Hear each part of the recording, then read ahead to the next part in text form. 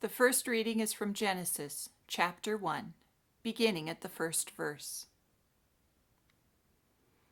In the beginning, when God created the heavens and the earth was a formless void, and darkness covered the face of the deep, while a wind from God swept over the face of the waters. Then God said, "Let there be light." And there was light. And God saw that the light was good, and God separated the light from the darkness. God called the light day, and the darkness he called night. And there was evening, and there was morning, the first day. And God said, "Let there be a dome in the midst of the waters, and let it separate the waters from the waters." So God made the dome, and separated the waters that were under the dome from the waters that were above the dome. And it was so.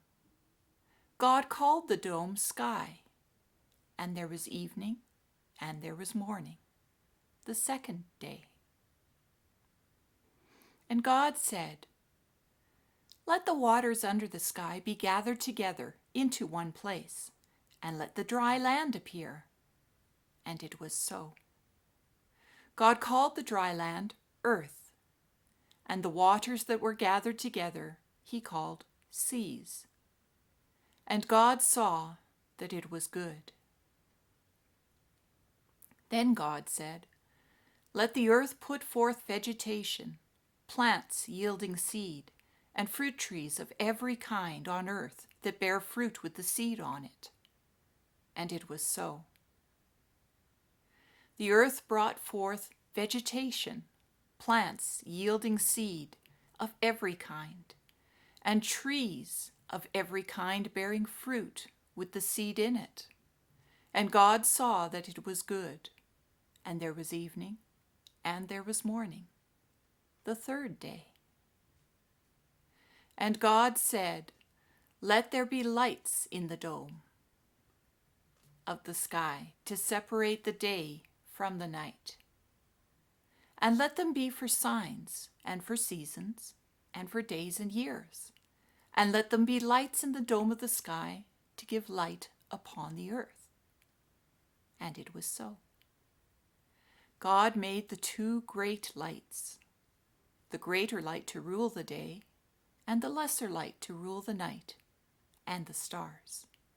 God set them in the dome of the sky to give light upon the earth, to rule over the day and over the night, and to separate the light from the darkness. And God saw that it was good. And there was evening, and there was morning, the fourth day. And God said, "Let the waters bring forth swarms of living creatures, and let birds fly across the earth, across the dome of the sky." So God created the great sea monsters, and every living creature that moves of every kind, with which the waters swarm, and every winged bird of every kind. And God saw that it was good. God blessed them, saying, "Be fruitful and multiply, and fill the waters in the seas, and let birds multiply on the earth." And there was evening, and there was morning, the fifth day. And God said, "Let the earth bring forth living creatures of every kind, cattle and creeping things, and wild animals of the earth of every kind." And it was so. God made the wild animals of the earth of every kind, and the cattle of every kind, and everything that creeps upon the ground of every kind. And God saw that it was good.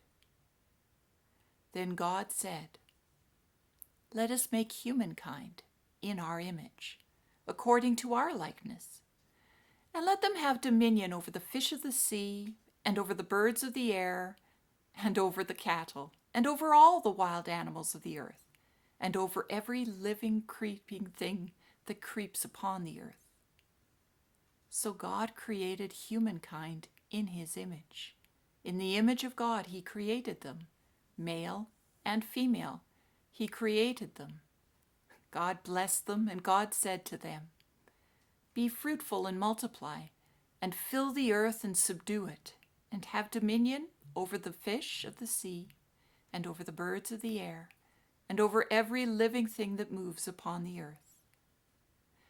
God said, "See, I have given you every plant yielding seed that is upon the face of all the earth, and every tree with seed in its fruit. You shall have them for food.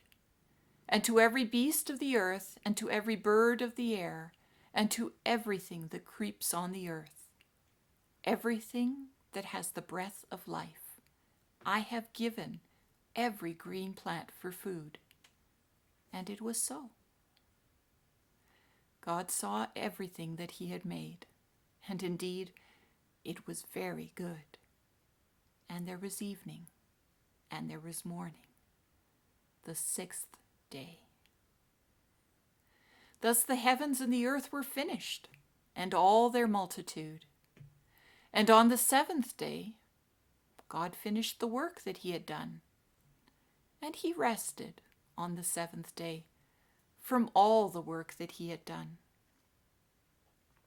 So God blessed the seventh day and hallowed it, because on it God rested from all the work that he had done in creation.